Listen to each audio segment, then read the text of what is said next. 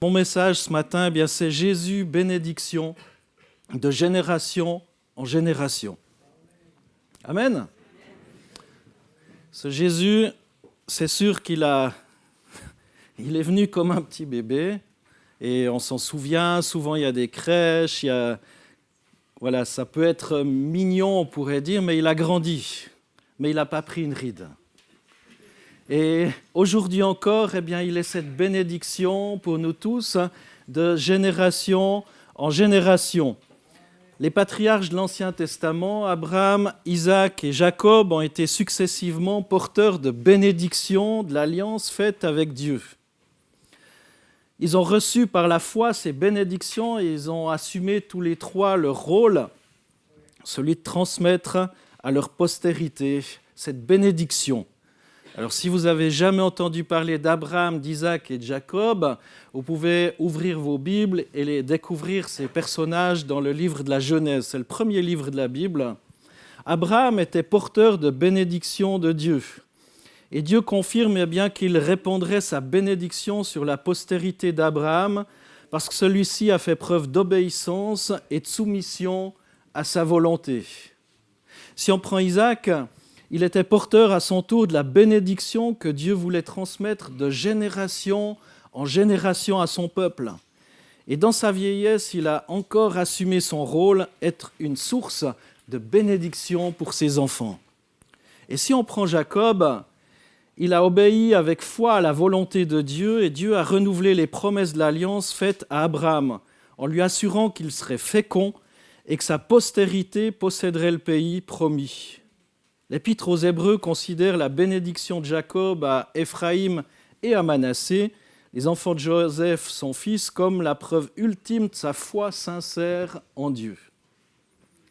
Et on va lire un texte aussi qui nous parle de bénédiction de génération en génération et qui nous parle de Noël. Et c'est là où on verra le parallèle avec ces patriarches, comme on les appelle, Abraham, Isaac et Jacob. On va ouvrir nos Bibles dans Luc 1, verset 26 à ce que je m'arrête. Au 6e mois, l'ange Gabriel fut envoyé par Dieu dans une ville de Galilée du nom de Nazareth, chez une vierge fiancée à un homme du nom de Joseph, de la maison de David. Le nom de la vierge était Marie. Il entra chez elle et dit « Je te salue à toi toi, à qui une grâce a été faite. Le Seigneur est avec toi. » Troublée par cette parole, elle se demandait ce que signifiait une telle salutation. L'ange lui dit « Sois sans crainte, Marie, car tu as trouvé grâce auprès de Dieu. Voici, tu deviendras enceinte, tu enfanteras un fils, et tu l'appelleras du nom de Jésus. Il sera grand et sera appelé fils du Très-Haut. Et le Seigneur Dieu lui donnera le trône de David, son père. Il régnera sur la maison de Jacob éternellement, et son règne n'aura pas de fin. Marie dit à l'ange, « Comment cela se produira-t-il, puisque je ne connais pas d'homme ?» L'ange lui répondit, « Le Saint-Esprit viendra sur toi, et la puissance du Très-Haut te couvrira de son ombre. C'est pourquoi le Saint-Enfant qui naîtra sera appelé Fils de Dieu. Voici qu'Élisabeth, ta parente, a conçu elle aussi un fils en sa vieillesse, et celle qui était appelée stérile est dans son 6e mois. » Et il est précisé qu'à rien n'est impossible à Dieu. Intéressant, deux situations assez particulières. Marie, une jeune, on estime qu'elle devait avoir plus ou moins 16 ans, ça fait jeune quand même. Et Élisabeth qui était âgée et qui était stérile. Et toutes les deux vont être de façon assez surprenante, assez miraculeuse, enceintes.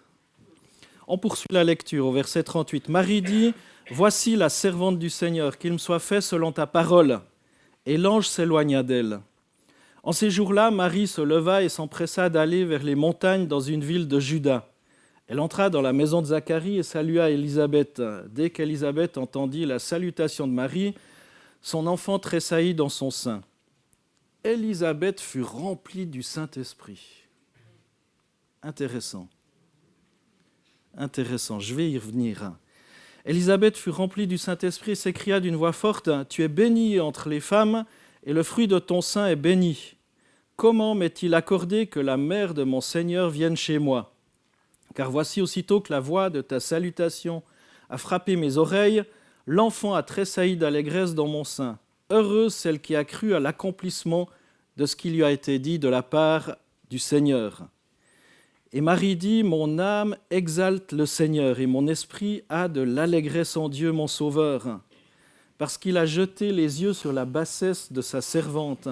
Car voici désormais toutes les générations me diront bienheureuse. » Une bénédiction de génération en génération. Verset 49. « Parce que le Tout-Puissant a fait pour moi de grandes choses. Son nom est saint, et sa bonté s'étend de génération en génération sur ceux qui le craignent. » Important de craindre Dieu. J'y reviendrai aussi.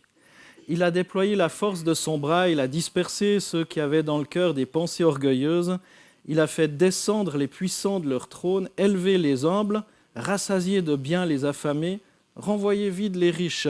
Il a secouru Israël son serviteur et s'est souvenu de sa miséricorde, comme il l'avait dit à nos pères, envers Abraham et sa descendance pour toujours. Marie demeura avec Élisabeth environ 3 mois, puis elle retourna chez elle. L'ange Gabriel apporte à Marie des nouvelles absolument extraordinaires. C'est du jamais vu avant, du jamais vu après non plus.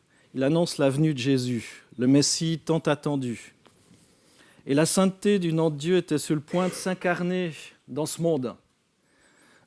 La bonté de Dieu allait s'étendre à travers les générations et commencer avec la naissance de Jésus, du Christ. Et dans ce moment particulier, Marie a été appelée à craindre le Seigneur, non pas dans une terreur qui l'a fait complètement paniquer, non pas du tout, mais dans une conscience profonde que le plan de Dieu allait se dérouler au travers d'elle et que Dieu est saint.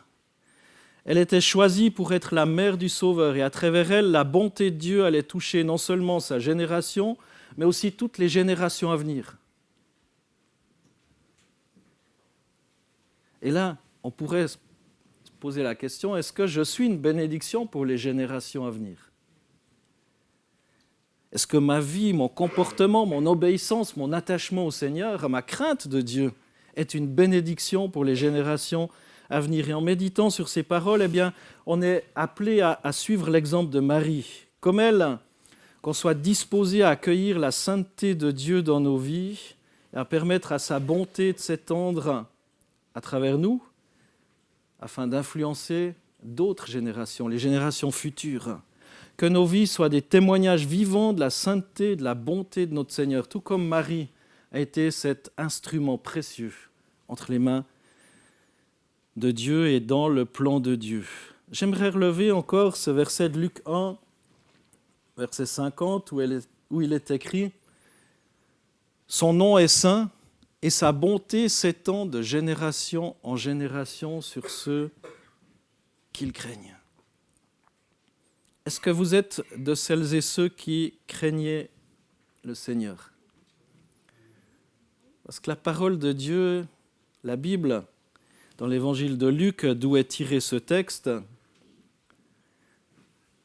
que vous pourrez trouver dans toutes les Bibles qu'on a à disposition de diverses manières, même sur nos smartphones, sur les ordinateurs, qu'on possède en différentes versions qui ont été traduites à travers les siècles, depuis le XVIe siècle plus ou moins, où ça s'est répandu,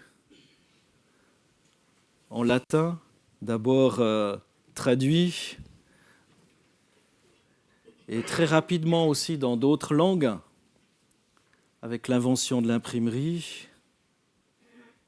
Et ces textes qui relatent aussi ce que Jésus a vécu, ce que Jésus a fait, et qui nous dit comment nous comporter, qui nous transmettre, qui nous transmettent le moyen d'être une bénédiction. Et ces paroles résonnent comme une mélodie venant du ciel, une déclaration de la grandeur et de la constance de Dieu qu'on sert.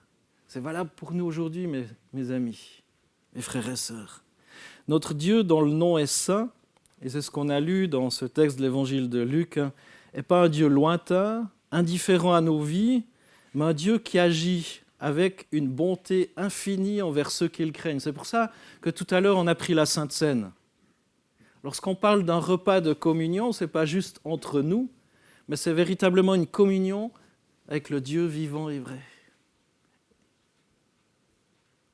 Et là encore, est-ce que vous êtes de celles et ceux qui avaient cette communion ?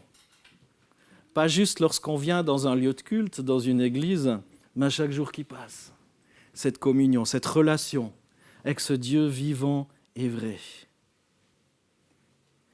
Il est écrit, son nom est saint et sa bonté s'étend de génération en génération.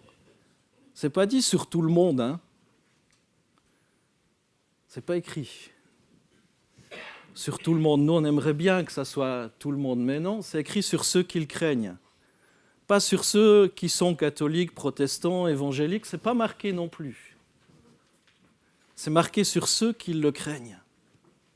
Et c'est important de revenir à la parole. Si je voulais mesurer 1 mètre, je peux vous dire 1 mètre, ça fait ça. Peut-être vous allez me dire, mais non, 1 mètre, c'est ça. Ou quelqu'un d'autre, 1 mètre, c'est ça. Non, ça c'est faux. Je peux plus ou moins vous dire qu'1 mètre, c'est ça. En étant boulanger-pâtissier, j'ai eu l'habitude de mesurer certains trucs, mais vous allez me dire, bon, ok, pour toi c'est ça. Mais il n'y a aucune preuve. Il n'y a aucune preuve. Il n'y a que si je déroule 1 mètre et qu'il y a les centimètres, les millimètres, enfin voilà, et qu'on vérifie, ah ouais, non, c'était pas tout à fait ça, c'était ça. Et la Bible ou la foi, c'est un petit peu pareil. On peut avoir peut-être une forme d'interprétation où on nous dit ceci et cela, mais il n'y a que si on ouvre la Bible. La Bible, d'ailleurs, c'est terrible. La Bible, elle est sur mon iPad. Je vais chercher ma Bible.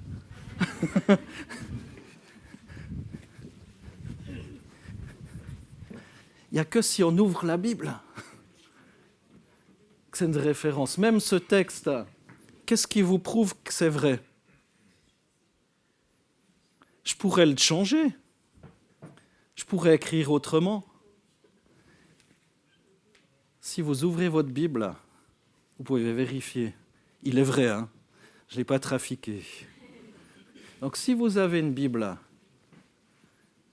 toutes les Bibles du monde, catholiques, protestantes, évangéliques, c'est les mêmes. Parce que c'est tiré du texte original.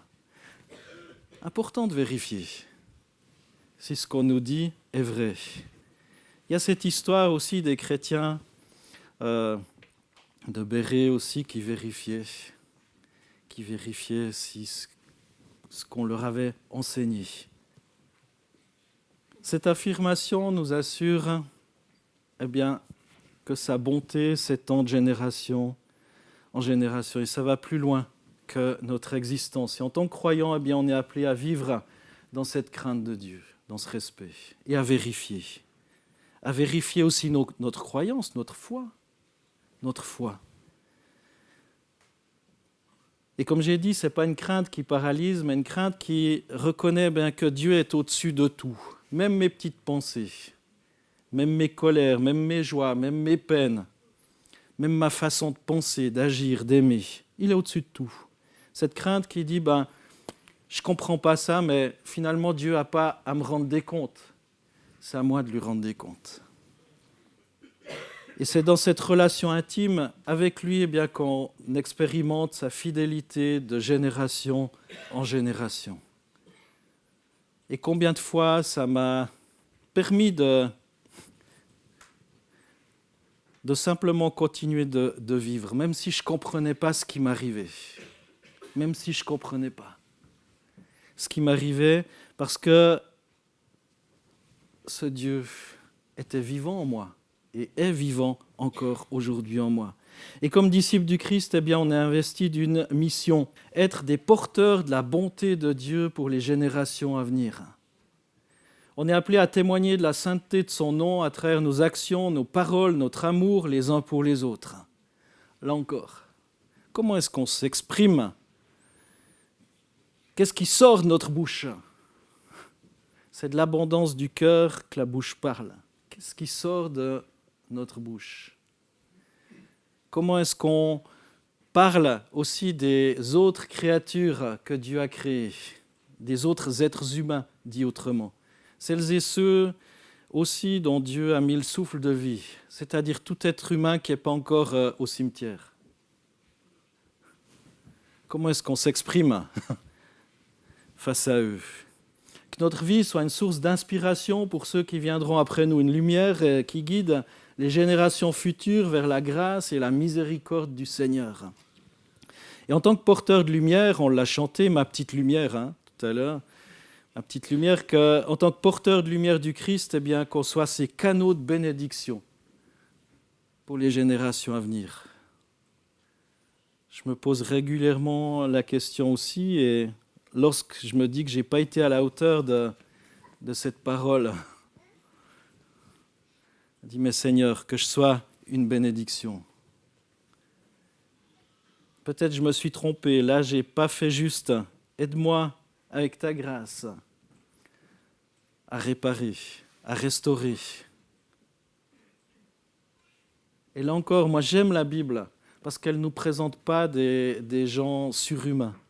Si vous lisez la Bible, vous verrez des hommes et des femmes qui n'étaient pas franchement tous au niveau XXL de la foi. Oui, on parle de David, mais si on regarde sa vie, ça n'a pas toujours été très glorieux. On parle de l'apôtre Paul, sa vie n'a pas été toujours très glorieuse. D'ailleurs, même au milieu de son ministère, il va dire « Mais malheureux que je suis, qui me délivrera de ce corps de mort ?» Le mal que je ne veux pas faire, je le fais. Et le bien que j'aimerais faire, j'arrive pas à le faire. L'apôtre Paul, oui, celui qui a écrit 13 livres dans le Nouveau Testament sur 27, il dit ça. Moi, ça me rassure. Moi, ça me rassure. Et il y a la solution, justement, de qui me délivrera. C'est Jésus. C'est Jésus, sa grâce. La Bible nous dit qu'il est fidèle et juste pour nous pardonner nos péchés si on les confesse. Si ce matin, tu as l'impression de ne pas être à la hauteur, bienvenue au club. Par contre, si tu te sens à la hauteur, redescends un petit peu. Redescends un petit peu. Arrête de regarder ton voisin, ta voisine en disant « Oh, je suis mieux que lui, mieux qu'elle ». Souvent, on compare les autres en se disant « Mais ils sont pires, donc moi c'est bon ». Ben non, c'est pas bon. Parce que, comme j'ai dit, la référence, le maître, c'est pas ce que je pense, c'est Dieu. Et quand on considère sa sainteté, eh bien, ça nous ramène sur terre. Parfois, c'est un petit peu compliqué, mais il y a cette grâce de Dieu. Alors ce matin, revenons sur terre, considérons notre humanité et considérons la divinité de Dieu aussi. Ayons cette crainte. Ayons cette crainte, ce respect, et de se dire, mais qu'est-ce que je vais laisser aux générations qui viennent ? Maintenant, il y a beaucoup cette crainte, voilà. Il y a ce souci aussi de ce qu'on va laisser aux générations qui viennent au niveau du climat, au niveau de toutes ces choses. Mais je pense que notre souci devrait être encore plus élevé sur ce qu'on laisse spirituellement parlant aux générations qui suivent. L'un n'enlève pas l'autre, c'est pas ça que je suis en train de dire, mais notre souci de ce qu'on laisse spirituellement à nos enfants, à nos petits-enfants, à nos beaux-enfants. Alors qu'on soit ces instruments de paix, d'amour, de justice, qui laissent un héritage spirituel riche en foi pour nos descendants. Que la bonté du Seigneur se manifeste à travers nous et qu'il touche le cœur des générations à venir afin qu'ils connaissent, expérimentent cette grâce infinie de notre Dieu. Que le nom de notre Seigneur Jésus-Christ soit élevé, que sa bonté continue de se répandre de génération en génération. Et c'est là qu'on peut dire Amen. Parce que c'est aussi la fin de mon message. C'est tellement important. Ça, c'est la deuxième conclusion. On fait aujourd'hui tellement d'efforts pour l'enseignement des enfants, pour ceux-ci, leur laisser un avenir, leur laisser des finances, leur laisser certaines choses. Et c'est bien.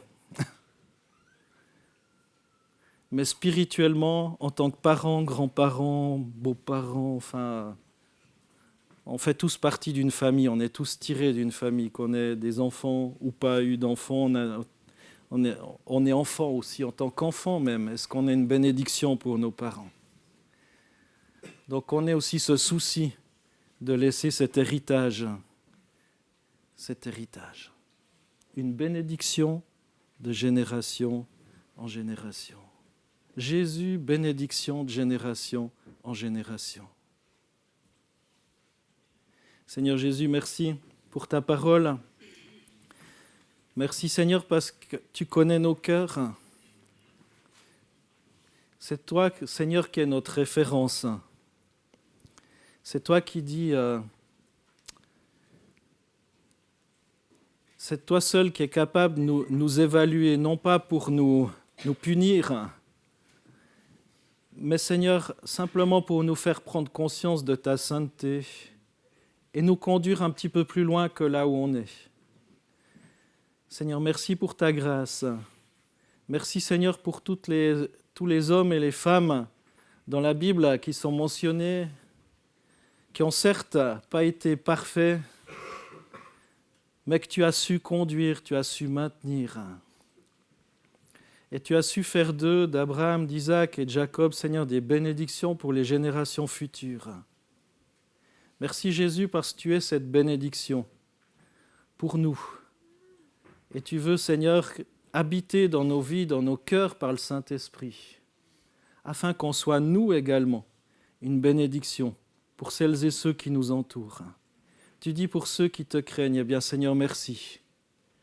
Merci pour cette bonté qui s'étend de génération en génération. Merci parce que tu peux faire changer le cours des choses. Seigneur, ceux qui ont le cœur lourd, eh bien tu peux les décharger, Seigneur, de ce fardeau. Aujourd'hui encore, Seigneur, on croit que tu es ce Dieu du miracle, le Dieu des guérisons, ce Dieu qui transforme des vies et des cœurs. Au nom de Jésus-Christ, Amen.